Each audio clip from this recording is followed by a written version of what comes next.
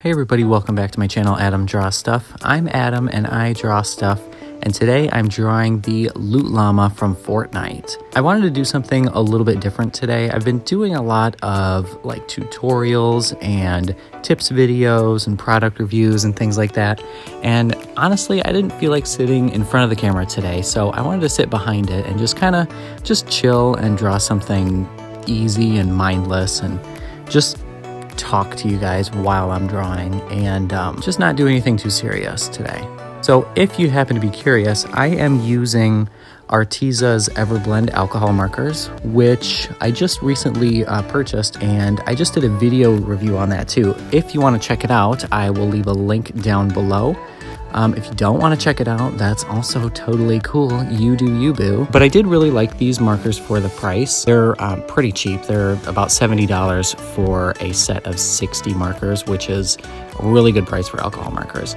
So that's what I'm using today, and I'm using Canson Bristol paper. I don't use any kind of special marker paper. I've tried some in the past, and they don't typically work any better than Bristol. So that's what I had on hand, and that's what I'm using today. So you may be asking, why the Fortnite Llama? You also may not be asking that, but if you do happen to be asking that, I don't really know why. I just think he's got a really cute design. I love the aesthetic of Fortnite in general, but I really like the Llama. He's one of my favorite items in the game, or one of my favorite, what do you want to call it, models or assets or whatever. He's one of my favorite things in the entire game just from a design point. I love his colors, and he's just super cute. So I thought it'd be a really nice test to play around with these alcohol markers and kind of see what I can do as far as saturation and just really amping up the vibrancy. Is vibrancy a word? Vibrance? It's vibrance. That's the word I'm really looking for. Amping up the vibrance of the colors, and just I wanted to do something with a lot of color in it. So I guess really that's probably why I'm doing the Llama today. Also, I've kind of not really been inspired, I guess, to do a whole lot. I've been sitting in front of a lot of blank pieces of paper lately, and that's always a bummer when that happens. So he kind of came to mind, and I just decided to run with it. A lot of times when I'm feeling uninspired like this, I have a list that I keep of ideas. I keep it on my phone, and then anytime an idea for some kind of piece of art that I want to make pops into my head, I'll write it in my notepad and refer to it later whenever I'm kind of stuck in a rut.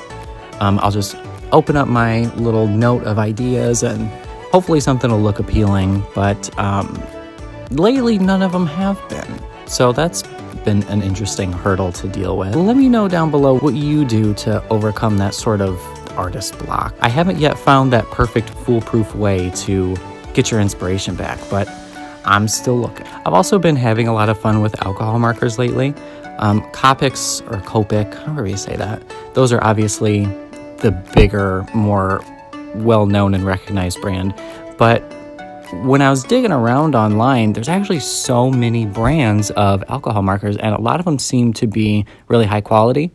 So I'd like to try more than just these two brands, this Arteza and Copic. I'd like to branch out a little bit more and see if there's some more things out there that I might like, or that you guys might like, that I could review for you. But I've been having a lot of fun with alcohol markers lately. I love just how saturated and vibrant they are. And this is kind of a new thing for me. I've never really gotten into them before, but it's been a nice change of pace.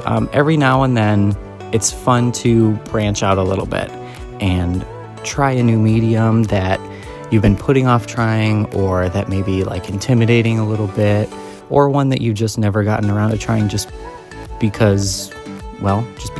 So this has been my newest little foray, and I really like them a lot. So I'm definitely going to invest in different brands and just test the waters a little bit and get a better feel for all the different alcohol markers that are out there and the different brands, and see what I like best.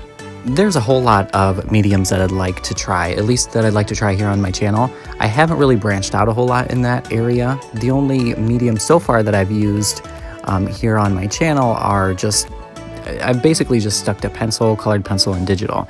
But there's so many other things out there, and I definitely want to give them a try. And I just kind of want to branch out a little bit. I'd love to do some more watercolor work or gouache. So one little hurdle here that I'm trying to overcome is that I don't have the exact colors that I want or the exact color combinations that I need in this marker set. It's a little bit limited.